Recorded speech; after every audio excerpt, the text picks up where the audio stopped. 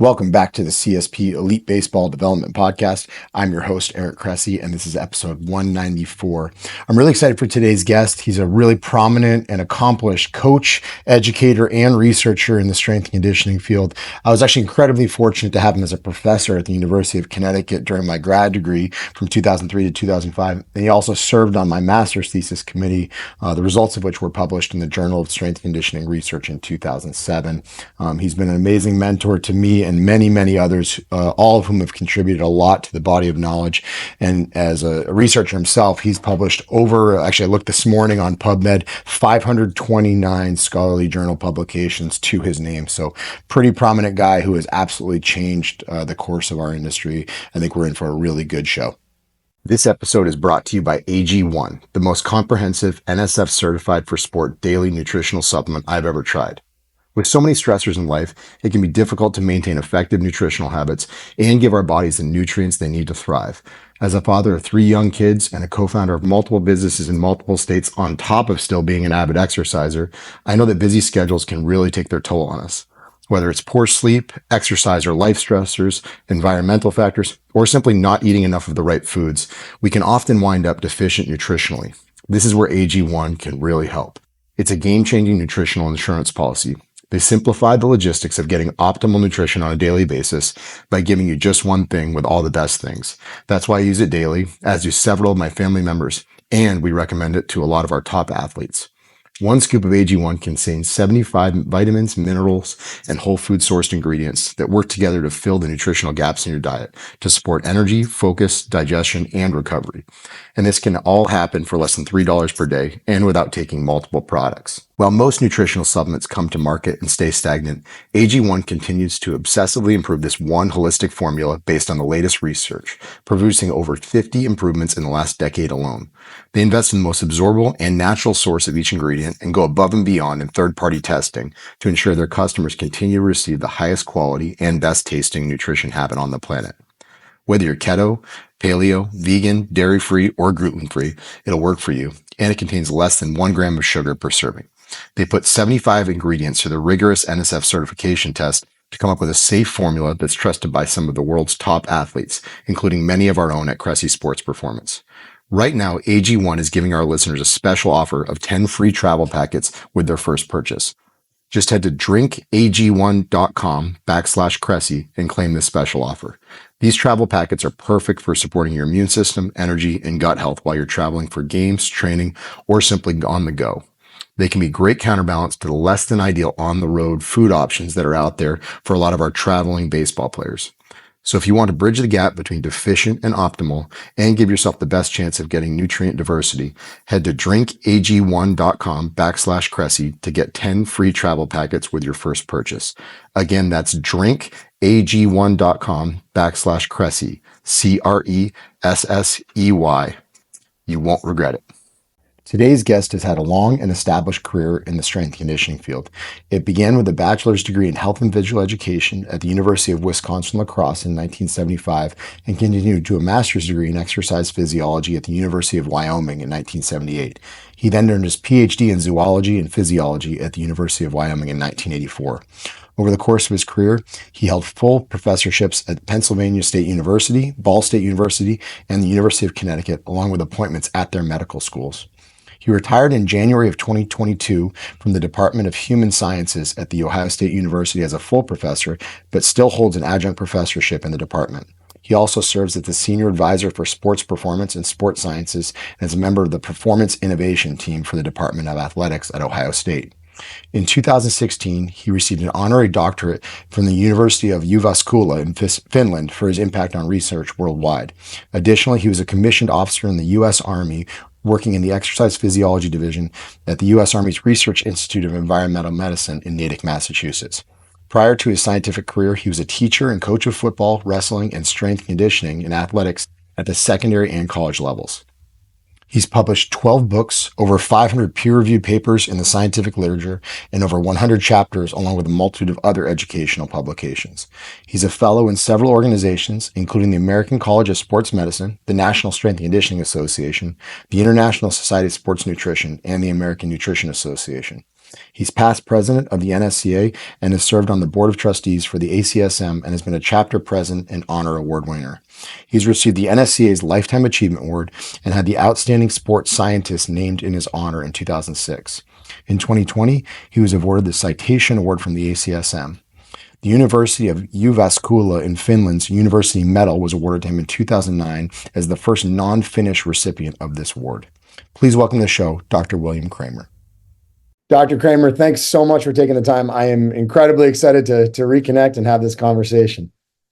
Well, first of all, thank you. It's a great honor. I'm very proud of all you've done since I had you as a graduate student back at UConn a number of years ago. So thank you for having me on your podcast, and it's exciting to be a part of it.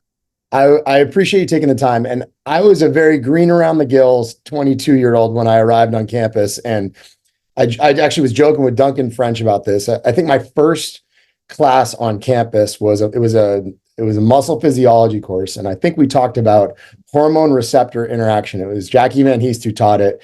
And I didn't think I belonged. I didn't think I had a chance there. And you guys were so welcoming. There was such a wonderful group of people there, not just the professors, but also, the PhD students that would take the master's, crew under their wings. It was a really transformative experience. And I think there are a lot of lessons from that will carry over to kind of some of this conversation, because I do think we're at an interesting transitional time of, sometimes people are really exposed to advanced concepts, maybe before they recognize the foundational stuff. So you're the one that is largely behind the scenes on creating some of the important foundational knowledge I think has underpinned the success of the industry over the last couple of decades. So I'm excited to dig in on it.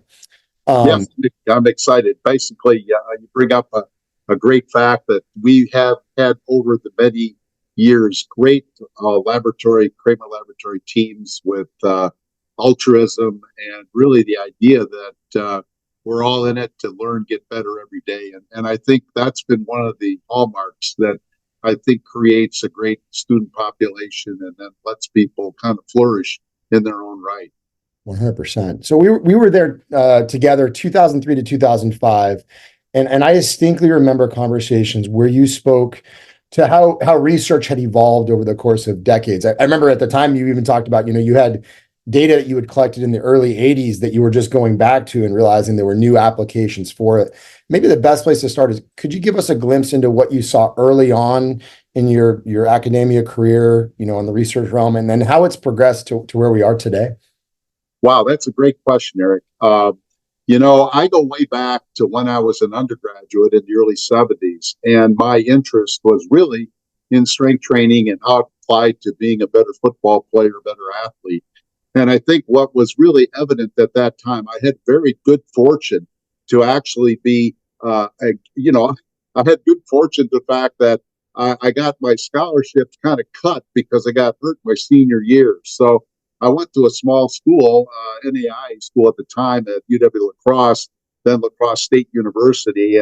And they said, well, you got to work. Well, the bottom line was, well, where do I work? They gave me a choice between going to the maintenance department and scrubbing floors and all that stuff. And they said they're starting this new thing called the Human Performance Laboratory in 1971. So I said, wow, that sounds interesting. So I basically got started as human performance as a freshman in college back in 71. But I think the bottom line, during my college career, I kept searching for information about strength training. And realistically, it wasn't until 1974, there were two studies that were put out, one by Jerry Mayhew and one by Brown and Jack Wilmore. And it was just interesting. I had never seen that. You read the work of Berger and you read the work of Delorme from the 50s and 40s. And then there were a few textbooks and very little information. So I realized right then that as a coach in a physical education, health education major, that I had a long way to go. So the bottom line is, historically, then I got into coaching in the high school, and then I went into got a master's degree and still coaching at Wyoming to try to learn more about strength and conditioning and exercise physiology. And it was by 1976, I decided I'm going to go back and be a small college football and strength coach and wrestling coach. And I did that for a number of years. And then I had this excitement to go back because I was so passionate about trying to learn I turned down a couple of Big Ten jobs and said, I'm going to go back to University of Wyoming, get my PhD in physiology and biochemistry. But I basically went because Dr. Marish had been out there. You know Dr. Marish well. And I kind of followed him in the footsteps a little bit differently. And then, fortunately, Gary Cunningham put me in charge of the strength and conditioning program back in 1981. And basically, I hired a young high school coach out of Kansas, Mike Clark, who's went on to doing great things. And basically, I've been on kind of the groundwork of strength conditioning my whole career, including being the first strength sports scientist hired at Penn State, which was in the primordial days of, one set of failure, looking at research, and then on to Ball State, and then on to the University of Connecticut with Jerry Martin, as you well know, and then onward. But I think the key thing is academically, we found that there was really kind of a pushback on studying strength training as a science because during the 1980s, I was at the when I got done with my PhD. Of all things, I went and became a captain in the United States Army, and I worked with Soldier Fitness for about 4 years at active duty at Usarium, and went all over the world trying to promote, as Dr. James Bogle, really a great guy, said, hey, we're going to promote the concept of soldier fitness, and strength training seems to be a very important part. And it was pushed back.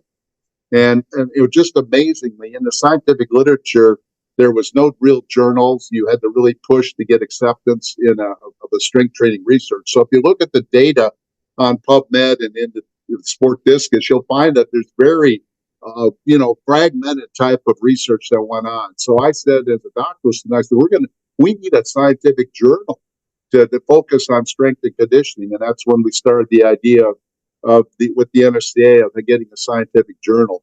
So I think the really challenge is that basically historically, we see the fact that we went from the fact that we didn't have any strength and conditioning research, very minimal, over the 1970s and into the 80s. And then as the journal came out, as other people accepted it as a line of work, all of a sudden you had this plethora of manuscripts and articles that went on. And then so from here you had nothing, and here you had just a plethora of things that happened into the current day. So I think historically, I think the bottom line is my history of it is really the fact that now the major feature, what I have to do is you got to evaluate a ton of information that before was not very difficult. You didn't much to look at. So that's a long answer. I apologize for a very difficult question.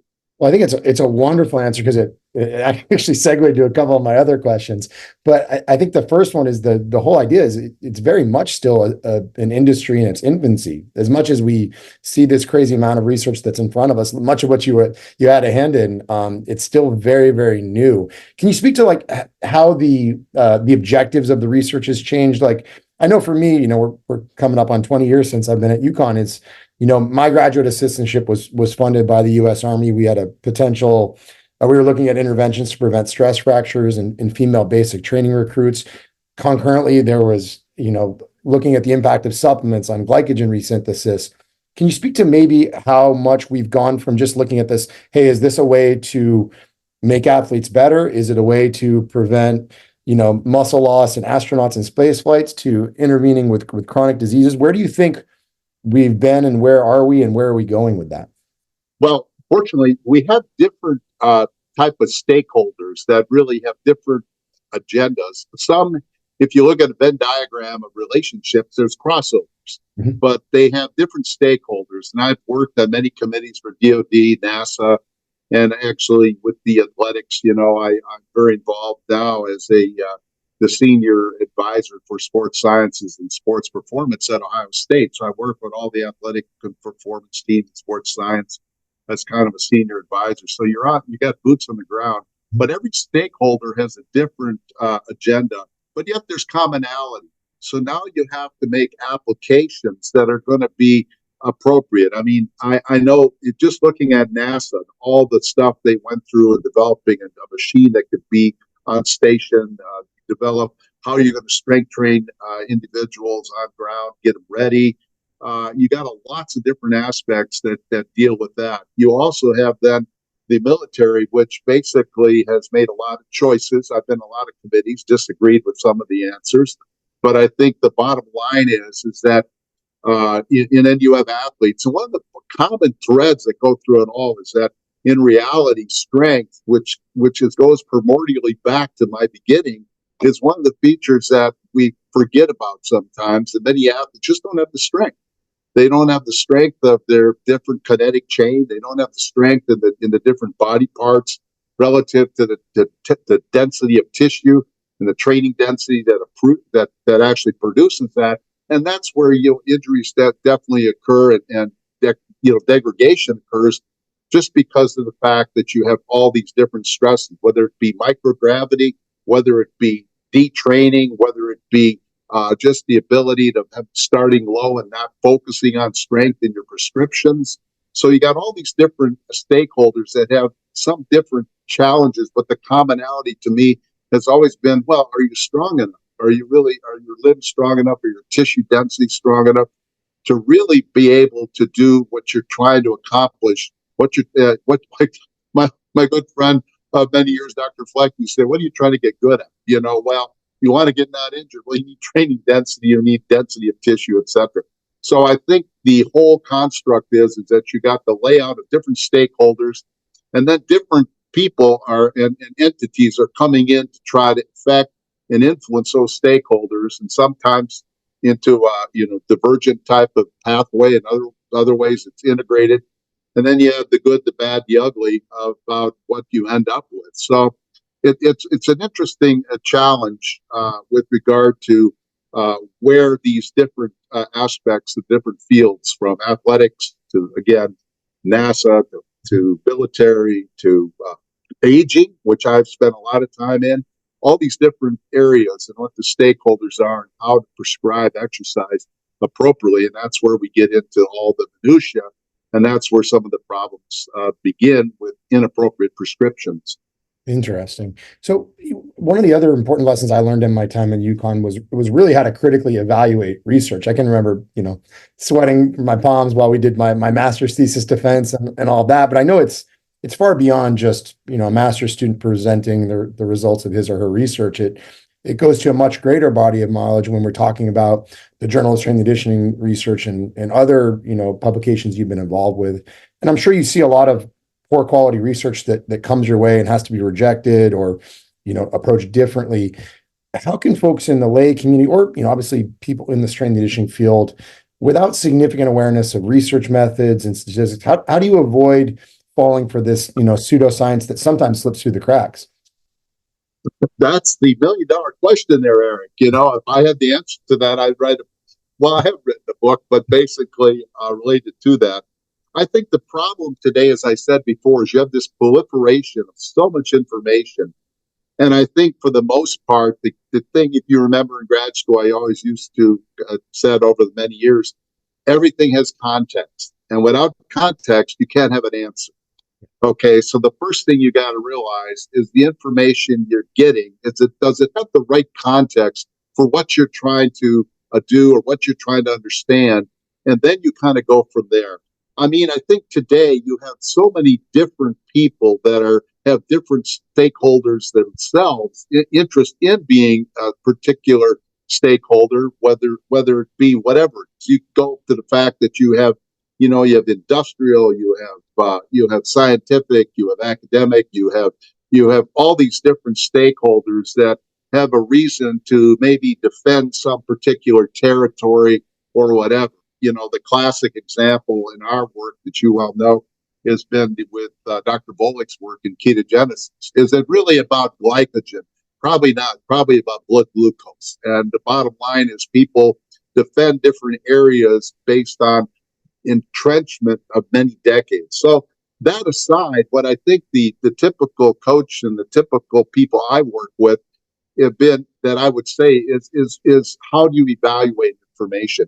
Now, I wrote a book a number of years ago with two young scientists, Bill Amonette and Kirk English, on evidence-based practice, a 6-step approach. And the reason I got into that is because you need a process. And I know I try to have the coaches at Ohio State all read that book to understand here's the process that you go by, because you take the perspectives of all the different people on the team.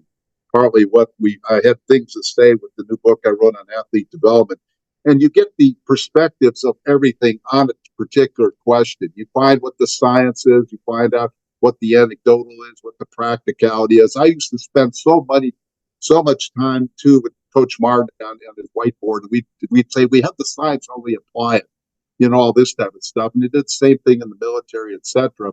So I think when you're faced with this, you have to evaluate, number one, what's the efficacy of the context of what you're trying to look at. Number two, you got to kind of look at, well, who's saying this? A lot of times you get people that are saying it, and you got to realize some are just saying it because they want to get attention. If I say gravity doesn't exist, well, that's going to get some attention. Now, today, most people, if I said that, the majority of people would say, you're nuts. That's gravity is kind of a law. Now, you might tell me how it works under different conditions, or subatomic or somewhere in the universe, but gravity is there. Okay, so, but I will say it just to get attention. So that's an extreme example, but I think the bottom line is you could see that that's the kind of thing that exists in sports. What's the new shiny little button? Rediscovering, bozo balls after many years. And if you remember what we used to do in class, and I'm pushing you back into your old memory systems here. The bottom line is we'd say, what's the origin story of this? So we always go back and try to find, well, what's the origin of Pilates? What happened? Where did that start? Okay, what's the origin of, hey, we can lose 6% body mass in wrestling and be just fine and dandy? Turns out that was a 1945 paper, Research Quarterly, that said, in Iowa, of all places, that said, hey, it's okay. But then you looked at the methods back then and you say, well, that probably, when we evaluate where that origin story comes, probably has changed over time. So I think the big issue is, who's saying it? What's the context of what your use is? And you got to really then bring in people that on your team of people that can give you different opinions about it, this type of thing. And it's tough. I mean, I think if I had a really straightforward answer for the young coaches out there, and that's the role I play at Ohio State. They say, hey, we want to take this. Well, what's the efficacy? I say, well, I don't know. Well, let's take a check. Let's look at these things. Let's look at what's going on. And you got to get people with some maturity. Now, some people could be entrenched. I could be entrenched, and I'm entrenched that strength is important. Well, maybe I'm wrong. There's always that possibility. But for the most part, there are certain fundamentals that each scientist, each professional has, and you hope they have the what I call, and talking about in the book Athlete Development, the 3 C's. Okay, everybody has credentials, background credentials, and etc. Then what you have is do you have the competence? And that's the tough thing to understand. What is the competence? And then to finally get the commitment to really follow through and really understand, do the work. And I think partly what we see many times is that basically you have people that you think they're credentialed, but realistically they're not. There are a lot of what I call pseudo PhDs, and I'm being hardcore, pseudo master's degrees.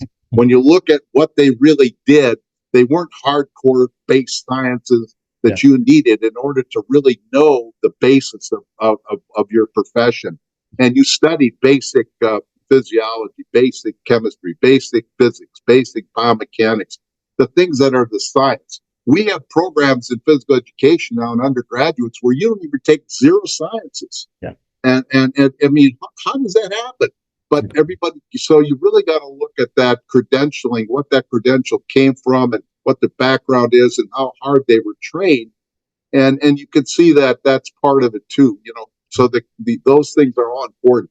So it's a challenge, but I would say the evidence-based practice approach is the only way I think you can get at it when you put a team of people together. And it's tough being I was that for so many years. Here I am, strength coach of small college. I'm alone. we don't even have an athletic trainer at that time, for crying out loud. So what do? Well, I contact somebody. I found a guy at UW Milwaukee, and I brought him in, and he basically helped this. So you develop your team of people, and then you got to have confidence that they have the three C's, and that's the tough thing to go to. So when you evaluate information, you got to really, it's so much more. It comes at you. Oh my goodness, it just comes at you. Every day I'm learning something new and learning something aspect. So evaluating information is a process today that requires kind of evidence-based practice approaches. We did it for sport. There's a lot of things in medicine, but we did it for sport and exercise in that book. And I think, and in the new athletic uh, development book, we talk about it too. So it's a challenge. There's no easy answer. I thought that was tremendous. And the part that just resonated with me the most is, as I was prepping for this call, like, you get over 600 publications to your name. I mean, more books than you probably can remember. And then, on top of that, you've taught millions and millions of courses, presentations, and you were perfectly comfortable saying, I don't know. I need to ask, other people who may be more well attuned to certain portions of this research. And hey, maybe we need to ask more questions before we publish it. I think that's a remarkable lesson for people out there. I think we're in an era where it's very easy to be authoritarian and say that you have all the answers, and it doesn't have. I remember we collected, and you were on my master's thesis committee. You remember this? Is we collected all of our data for my study in the spring of 2005, and it published in August of 2007. So we had 2 years to make sure that what we said was accurate, that we had actually reviewed that data correctly, and it had to go through the rigors of being challenged for academic merit. I think nowadays all you got to do is hit publish on social media, so there's a lower barrier to entry for a lot of that research. I love that unyielding humility. We interrupt this podcast with a quick reminder that this episode is brought to you by AG1. It's an NSF certified all-in-one superfood supplement that features 75 whole food sourced ingredients designed to support your body's nutritional needs. I use this product daily myself, and a ton of our athletes do as well.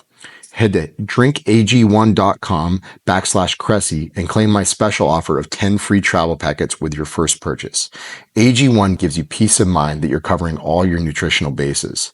Again, that's drinkag1.com/Cressey, Cressey, and you'll get that special offer. I think I learned, I did my doctoral degree, and I was with one of the icons in exercise physiology, Bruce Noble, but also my biochemistry professor was a young genius by the name of Randolph B. Lewis, who cracked the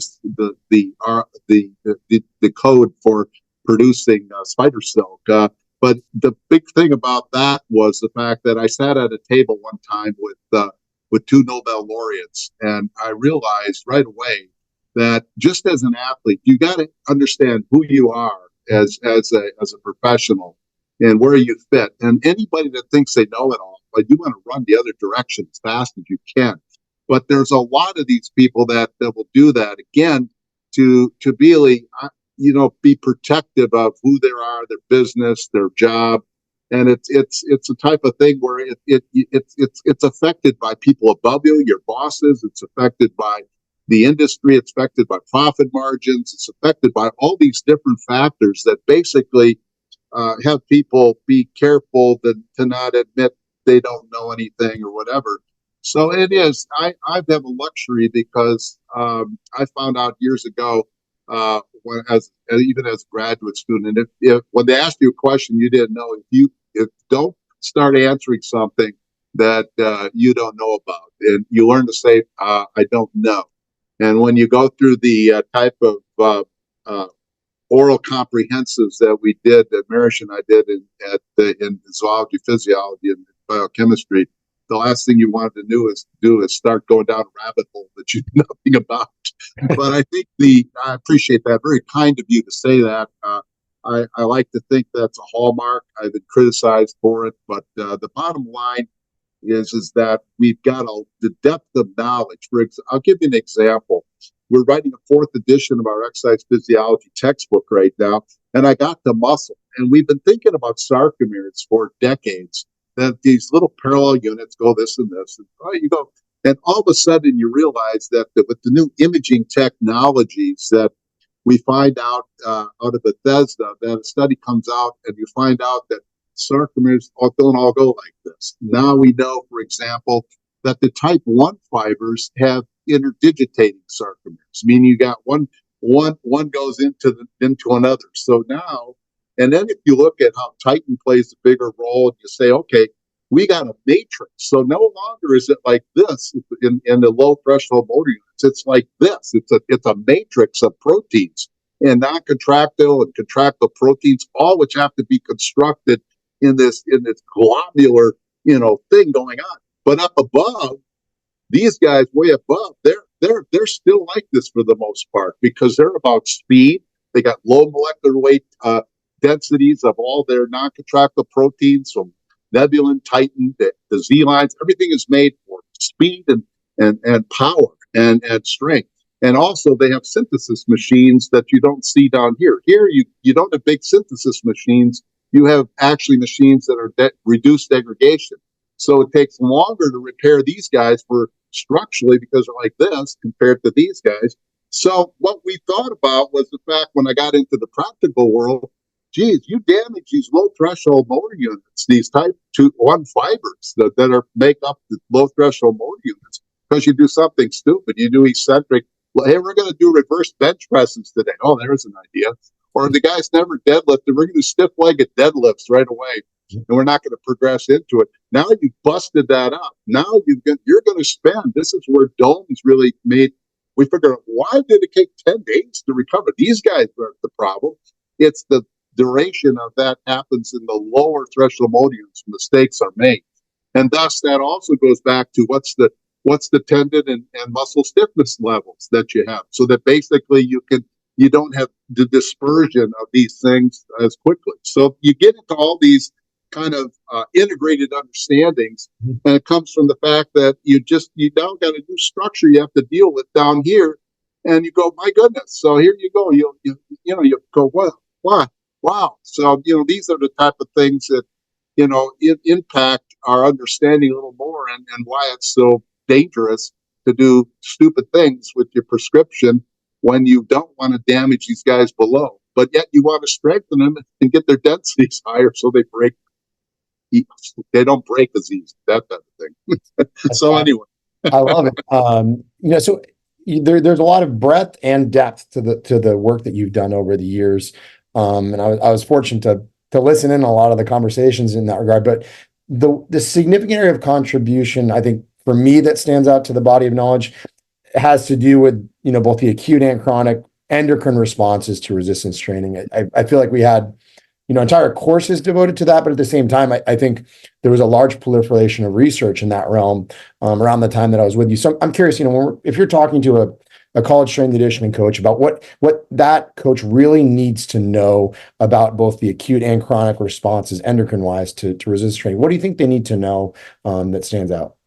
Well, there's a lot of misinformation about endocrine interfacing with muscle or connective tissue, and it's really what I tell the coaches and I tell the first year students is that, remember, you have really an endocrine signal coming from an endocrine gland or from a cell itself that can act as an autocrine gland. There's many ways to look at it. It's really a signal to do something, and typically it's protein synthesis for the most part. So what I say is that basically the two things. Number one, anabolic stimuli beyond homeostasis are only related to the fact that you've activated a motor. Mm-hmm. So you got to go back to I go back to my basic principles that I studied like crazy for years. Henneman's size principle. He spent his whole career on that. And I'll ask a coach, I said, what do you know about size principle? Well, okay, now we got to go back to textbook knowledge. Okay. If you don't have the textbook knowledge basis, or you look it up if nothing else, you basically have to go back and then become textbook savvy. And then we could say, okay, now you got a recruitment. So you've just recruited tissue. I always give them my fingers. Here's 5 fibers on the end of these things. I contracted, they're activated. Now the receptors, and you remember probably Dr. Radamus, who was really still one of the top guys in resistance training physiology. I'm always amazed every day I talk with him. But the bottom line is, you when you activate a fiber, you activate a muscle. The first thing is the receptors stabilize, and then they go through a U type of thing. Then they actually degrade, and then they upregulate. Okay, but the point is that until that hormone that's been stimulated actually binds with a receptor, basically nothing happens. So the bottom line is that you stimulate hormones by recruitment of tissue in strength training. You basically wait and know that the stimulated tissue will, in fact, if you do enough volume, because Rodman's whole dissertation was we just do one set, low volume, it stabilizes, but you never take it through the whole system in the squat, for example. So the bottom line is, I say you got to understand that. And then the other thing we know about is the fact that anabolic hormones do that, but catabolic hormones are different. Cortisol, in some other aspects, as we look at, is there to protect glycogen many times. But the bottom line is catabolic hormones garbage away just like free radicals on all fibers. They don't distinguish whether you were activated or not beyond homeostasis. Mm-hmm. So that's why we worry about the fact we get high cortisol levels. That's fine. But 24 hours later, we want them back to normal. We want your body. We found in recent studies that highly trained individuals, they modulate that like crazy. Boy, they go up, it goes down. So it's you really have to do something with non-functional overreaching to really make the mistake in that. So I think the bottom line is that endocrine physiology it can be very complex, but we know, for example, that if you create a glycolytic load, if you create aspects where you're going to produce a lot of hydrogen ions, and lactate's indirect marker, I tell people that's not causing it. That's a Cori cycle. It's energetic. If you do a lot of short rest, exercise, that's where we got into the world of when you take 1-2 minutes rest between sets, you say, well, that's bodybuilding. Well, yeah, it stimulates a lot of anabolic hormone responses across the board. And then the question is, what fibers did they activate? Because if you just do, on your biceps and do this, the only tissue is going to benefit are the ones that have been activated. So the bottom line, do a bunch of knee extensions. It's that, even though it's a systemic type of thing, but the catabolic stuff is circulating too. So it's going to the guys that weren't doing anything. So I'm going round and round with you here, but it just shows you that you got anabolic and catabolic hormones. You got stimulation with your exercise protocol that's going to elevate them. And so one guy told me, well, what about it when I do, the powerlifters, you do 5 RM, you do 3 to 5, right? You go zones, you do your pyramids. They don't have a lot of hormone response. Well, the point is that remember, the amount of homeostatic hormones are basically enough to basically take charge of what's going on neurologically and stimulation wise.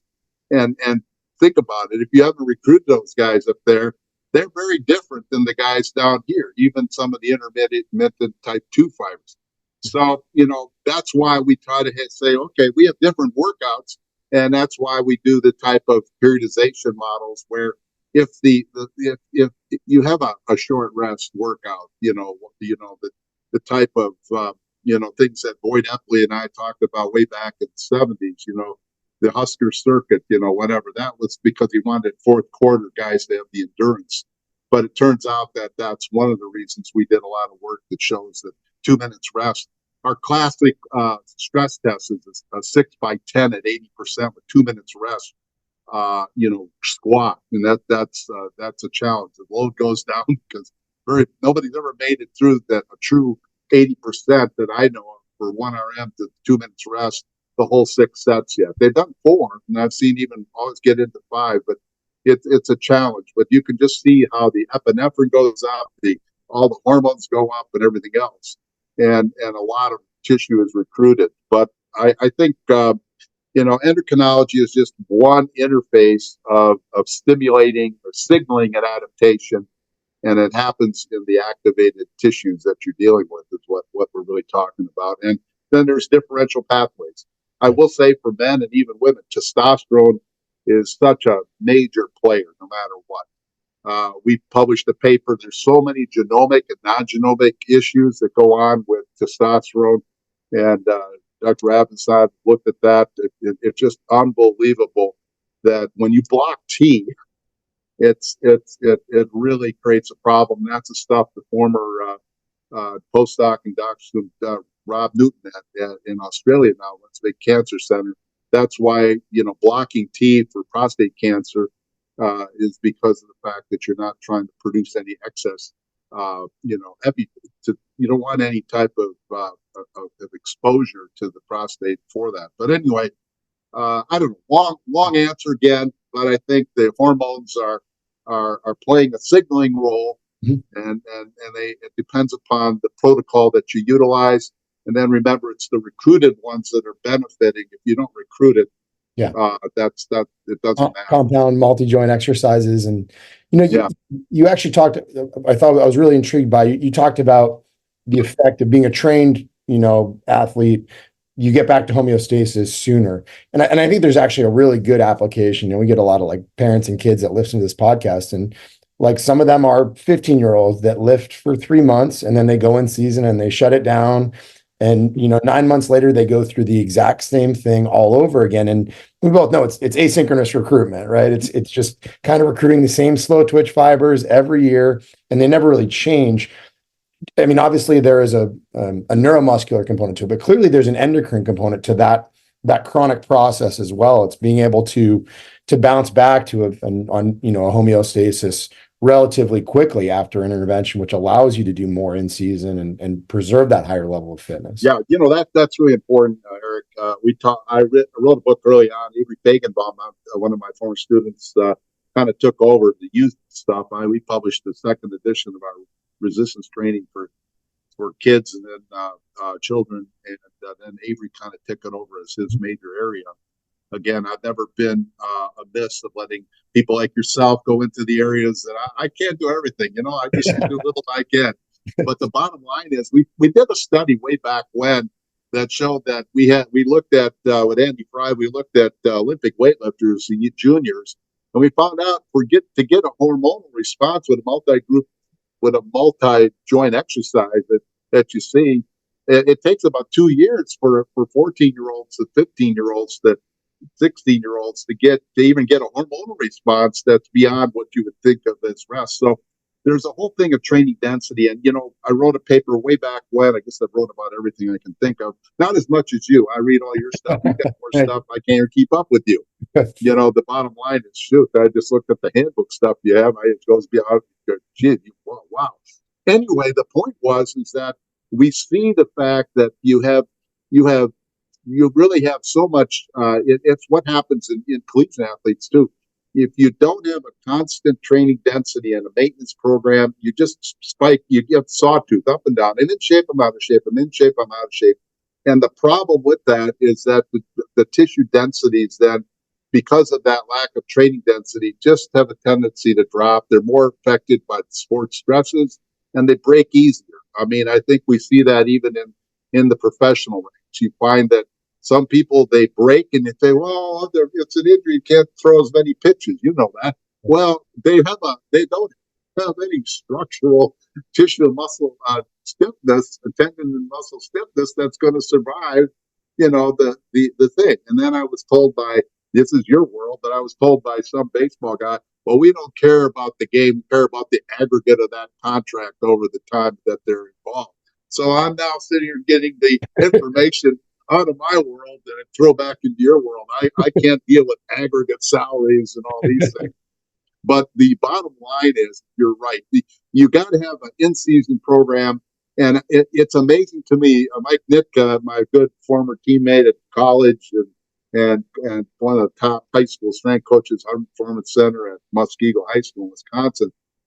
He really, we talked about it, and you find out that unless you have a program that has these in-season programs, I had to stress that at Ohio State. We got to have in-season strength programs for all sports, not just football or whatever. You got to have in-season programs. So it doesn't take much to maintain strength, and you can maintain it pretty easily. Power or anaerobic capacity is a little different. They're enzyme based and they detrain a lot quicker. So you can detrain. I can take a world class distance runner, throw them in a bed for 2 weeks, like a NASA study, bed rest study, and I blasted him down to zero almost where he was, Mhm. and that type of thing. But strength seems to maintain because it's neurological. And then even then, Dr. Sterden, he was one of the ultimate great muscle anatomists in the world, and retired now. Now his work is there in history, and he's a good guy. But he did a neat study that showed that when you train and you're trained, you create all those myonuclei that provide the different amounts of you know that border and take care of protein in the muscle. You retrain quicker because you haven't lost those. It takes about 3-4 months. So deep training, from a strength does take a little longer. You maintain it, but you got to maintain it, and that's one of the key things. And a lot of high school athletes and college athletes too, they don't have the training density, and we're trying to do a study at Ohio State that's going to look at the across the country. I've got this study hopefully going on that looks at what do college athletes have as their high school weight training experiences across the sports and across gender, and this is something we need to know. A study came out in 2017 in JSCR saying, out of Boise, saying, hey, strength coaches feel these kids aren't ready for college athletes, knowledge wise, performance wise, or anything. So I think you have to have a solid strength and conditioning professional at the high school level. Mhm. And you have to have somebody that actually is competent with the three C's again to actually do it. So anyway, that's you're right. The training density and the sawtooth isn't going to get you anywhere. You're just more susceptible to the challenges of sport and injury prevention. Absolutely. You back in 2018, I think you stepped away after a long time as editor of the Journal of Strength Conditioning Research, and you wrote a kind of a moving on letter. I think it was called "Chasing the Mission for 30 Years, Bridging the Gap." And there was a quote in there as you moved on. I know you're still very involved, just not in that editor role, but you commented that sports science is still in its embryonic period for many sports.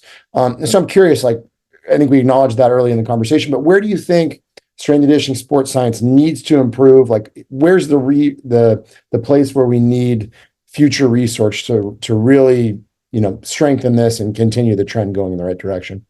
Yeah, I mean, I still, I try to tell people I'm a professor emeritus at UConn.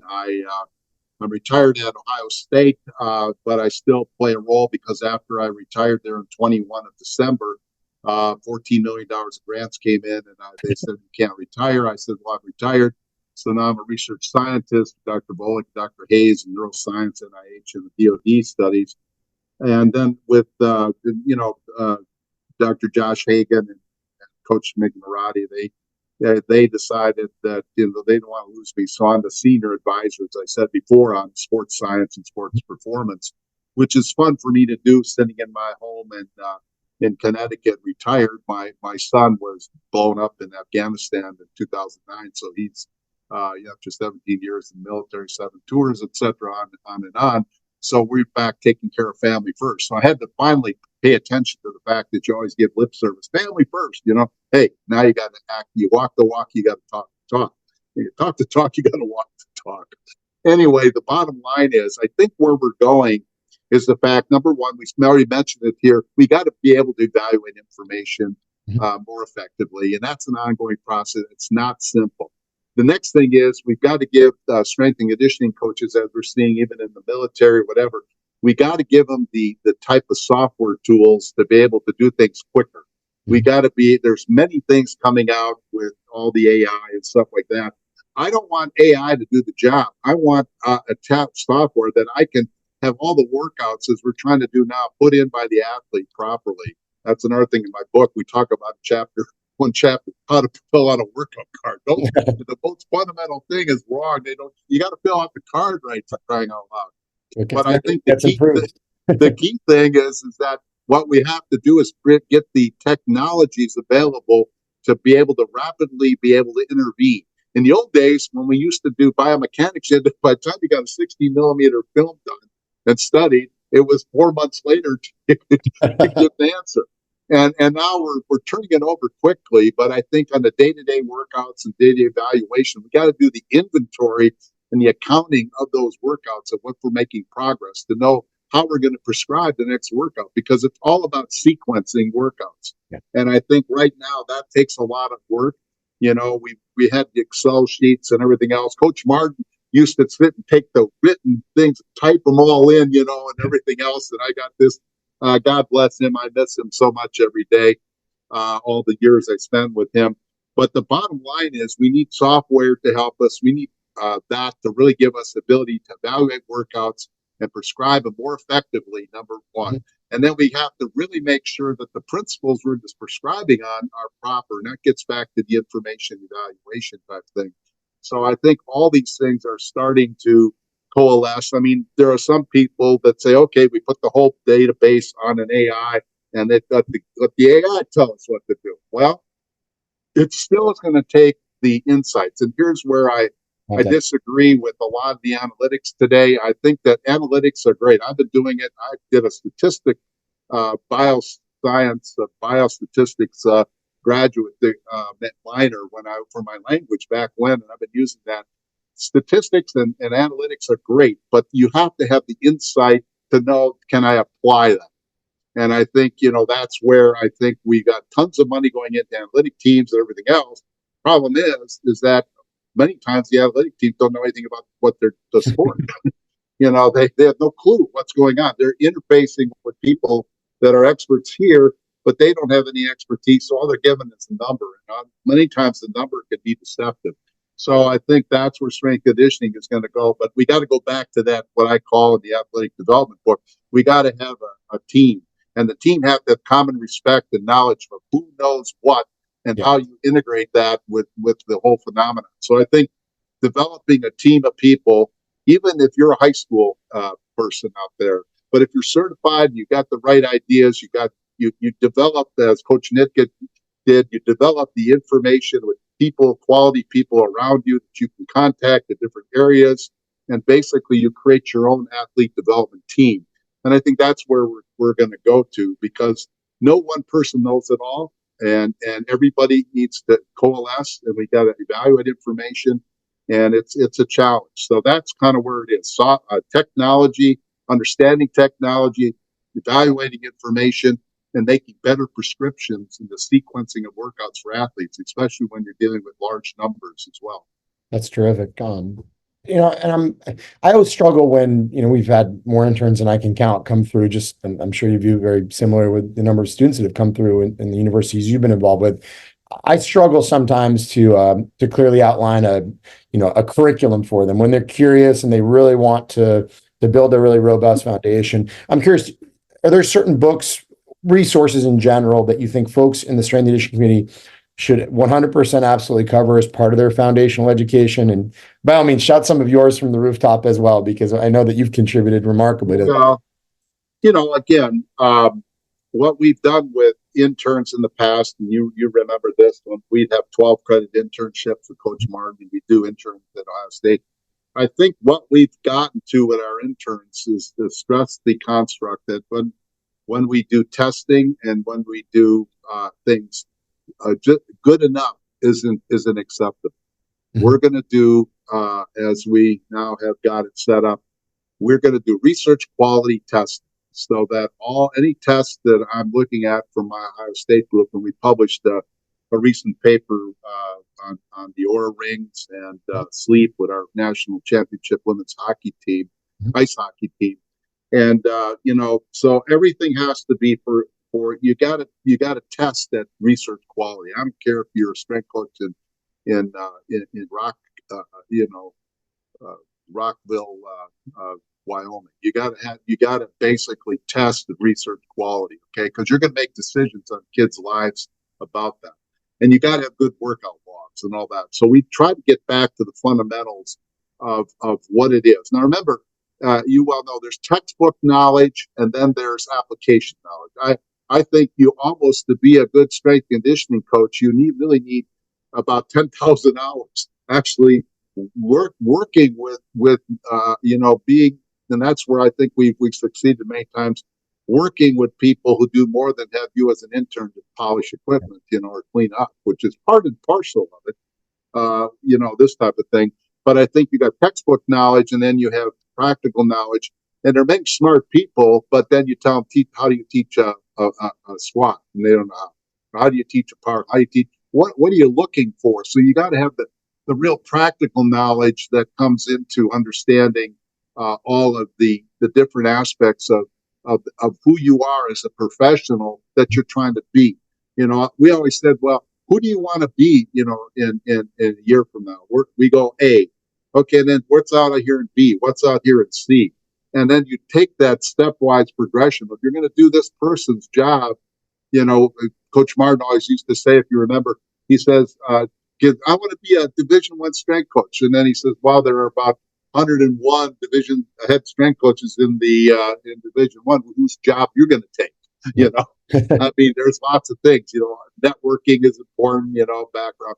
But I guess to your question is, get good, solid textbook information first. I think, as I mentioned before, I think evaluation of information is very important. So I would tell people, read the book by Eminette and English and myself on really evidence-based practice and exercise science. That's a step.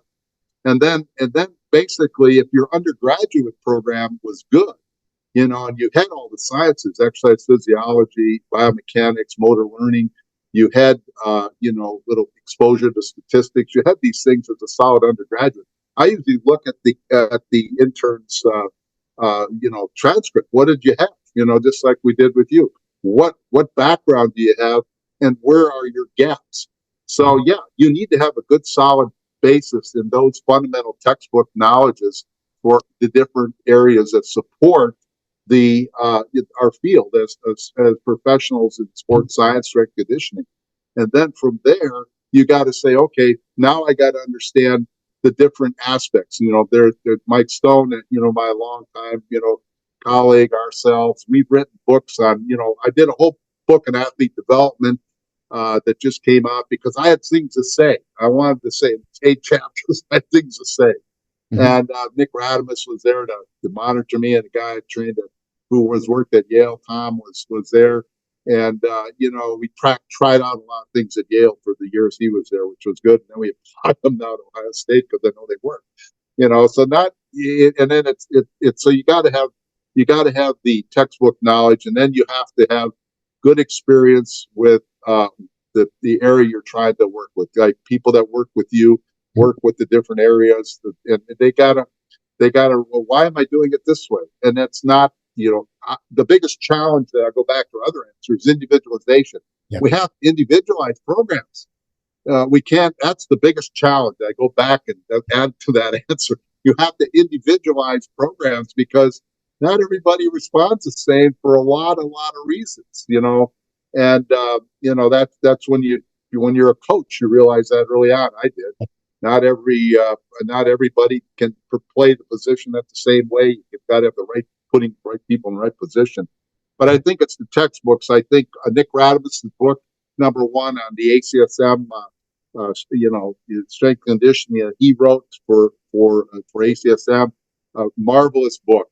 He said he sucked all the knowledge out of my brain. Well, the bottom line, I don't know about that. I think he's a very much of a savant himself at a small college, but his book is outstanding. Mike Stone's got a couple books now, went out on sports performance, and then you get, the books we've written, without saying too much, the athlete development book, our ex-phys book. The new one's going to be better. So wait till the 4th edition comes out because it's got the new insights on some of these areas of fundamental knowledge. And then look at all the good stuff you wrote, for crying out loud. I was thinking, geez, you got that handbook series, you got your maximum strength book, you got everything under the sun. I'm going, geez, I trained you better than I thought, for crying out loud. I tell you, God bless. You created an amazing environment for a lot of us to so just the idea to get the solid sciences that underscore it. Make sure you know size principle. If you don't know what that's about, Henneman's size principle. And people have attacked it. There's papers out there that attacked it. And I'm going, well, then I looked at who attacked it. I'm like, are you kidding me? That's like me attacking gravity, for crying out loud. So that goes back to evaluating information again. But I think, Greg Pack's got a good stuff with periodization. I told a group when I was at Penn State, I gave a lecture over there and saw a lot of the people I worked there with for 10 years, a couple of people. But I was talking to sport performance people, and they talk about what about this, what about this, just like Ohio State performance. What about conjugate? What I said, it has nothing to do with anything.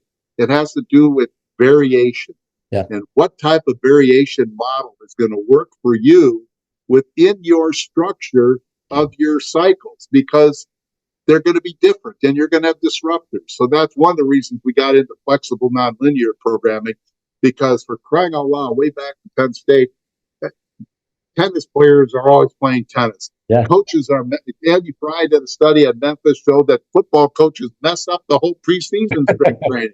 So, and I've been fortunate to work with a couple really good baseball coaches with regard to at Penn State with Joe Hinglang, and basically at Connecticut here too, where we did studies on a variety of things, and we found out that strength training was really important, even for sports that historically, as you well know, and are working in the real world. With the Yankees, is people said, well, you can't train basketball players, you can't train baseball players, you can't train golfers. We did a whole golf study, and we found out sure you can. So the bottom line is that I wish I could give you a series of books, but yeah, you can look to the standard types of books, and but basically make sure you have solid exercise science stuff underneath you. Mhm. And the hardest thing for me was back in the day was biomechanics. Yeah. I was a physiologist, so I had to go in. Like John Garhammer was a good friend of mine, still is. And bottom line is, I realized that if you're a biomechanist, you're a physicist. And I worked with Zotskiorski, another great book. I wrote 3 editions with him. He was a biomechanist, but basically a physicist. So I realized that, can you evaluate it? Can you watch a skill set, and do you have the mechanical knowledge of muscle insertion organs, all the kinesiology to be able to say you when you do a power clean, you start off with the feet narrow, and then you end up in the strength position. Mhm. And we did that at UConn for years, and we found out the most important thing about a power clean is not the Olympic lifting, as one of my former students tried to villainize lifts. No, the important part about some of the Olympic lifts is the fact that you got to catch it with load, and you decelerate, because you get tendon stiffness, you get muscle stiffness that is right there. We did that with Coach Martin and Coach Hootie for for 14 years. We had no ACL injuries except people came in, and I think a lot of it had to do with the fact that exercise really allowed, along with other things, allowed for this improved tendon stiffness and muscle stiffness. So, long answer again. Great. That's my nature. But there's lots of good books. Just don't be overwhelmed by the information. You gotta chunk it so that you are basic and can repeat it. And I love the idea of complementing it with the in the real world experience and Oh interacting yeah, with professionals. It's, I talk a lot with young coaches about, struggling to write programs. And some of the best way to learn how to write a good program is to see a lot of different programs, coach a lot of different programs. So you eventually yeah, just develop this sample size you can draw from. yeah. Um, You bet. I tell you, one thing I found out is that a lot of the young coaches can't do intermediate type of prescription. As Tom Newman always said, that's the big problem, is that the simple guys, the starting programs are easy because everything works. It's when now you've got your scores are higher. We're at our squat level of 2 tons body mass for our football team. Okay, well, what do we do now? What do we maintain? So intermediate ones, that they're here, but now where do I go to the next stage? And when do I cap them and know that's good enough? We look elsewhere. So prescriptions are an ongoing challenge for young professionals to write beyond just the first thing, and how you change your angles. And the old concept came up yesterday in the discussion. Every time you change an angle, you change the exercise. We used to deal with some of our studies in the military women. We had to do more angles to get all the hypertrophy we could for load carriage, in the upper body. So all these things come into play, and unless you've got the experience or work with people that explain that to you, yeah. it's a challenge. And then, the big worry I have today is that we got too many. We got to make sure that we have some experienced people working with the younger people. In academia, it's becoming a rarity, Yeah. because what happens is that the young people realize in academia all the money's above them, where it used to be down here. It's no difference. Now people go from they want to they get their tenure as associate professor, they get to be a professor. Now they want to be an administrator to get more money. So Right. you lose now you got a lot of young people training young people. So that's where I worry about in academia. That's a whole other issue. It's a But great, coaches too. I learned so much from coach like Al Vermeil and yeah. the guys I knew over the years. That basically were the seniors. You look at some of your senior level people and appreciate what they know and how they work, and I think that's another thing. I appreciate you having me on the podcast just to be able to say that. Well, I'm blessed to have had you in my corner. Like I said, 21 years ago, I got to UConn and was very naive to the ways of the world, and you and Dr. Marish, Dr. Volek, a lot of the amazing people there played a really important role in my journey. So Thank you. it's Very probably kind. a Very great kind. place to wrap up is to thank you not just for your time but all your contributions for me and to the field at large. So Well, let's do more of this. This I is would fun. love to, and I'm going to come down and visit you more We often. could do a ton more. I could go Absolutely. for 8 hours. Terrific. Thank you so much for taking the time. You bet. Take care and all the best. And thank you for giving the opportunity to help the education aspect of the field. And you're doing a great job. And really proud of everything you've done. Thank you.